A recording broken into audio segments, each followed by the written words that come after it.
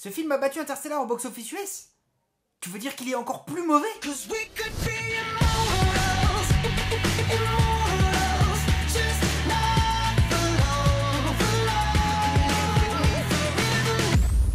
Les Nouveaux Héros, le nouveau film Disney qui est une adaptation très libre du comics Marvel Big Hero 6.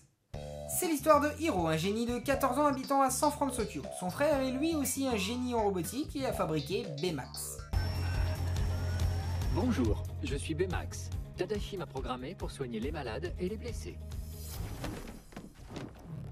Hiro se fait voler une invention qu'il a fait, les micro-robots, et ça l'obsède. Baymax cherche donc à le guérir de son obsession en retrouvant qui a volé ces micro-robots. Mais Hiro se rend vite compte que Baymax n'est pas très pratique pour ça. Je ne suis pas rapide. Non, sans blague. Défonce-la. Tape dessus. Après ça, c'est un film de super-héros classique, ils tombent sur un méchant, ils deviennent des super-héros et ils sauvent le monde. Voilà. Par contre, j'ai du mal à cerner le public du film. En effet, le film, dans ses héros et ses dialogues, vise plutôt un public enfantin. Rien de plus normal pour un Disney, vous me direz, mais dans ce film, la notion de mort prend une part assez importante. Des morts assez violentes et brutales, qui à mon sens peuvent choquer les plus jeunes. Là, c'est pas la mère de Bambi que t'entends crever à l'autre bout de la forêt, hein. Non, là c'est la mort, la vraie.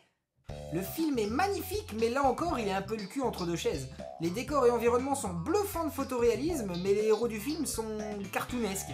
Ce qui fait que les personnages du film ont des proportions qui ne correspondent pas à leur environnement. C'est quand même dingue quand on y pense. C'est comme si je vous disais « Tiens, c'est ma plus grosse guitare !» Un cinglé avec un masque vient d'essayer de nous tuer.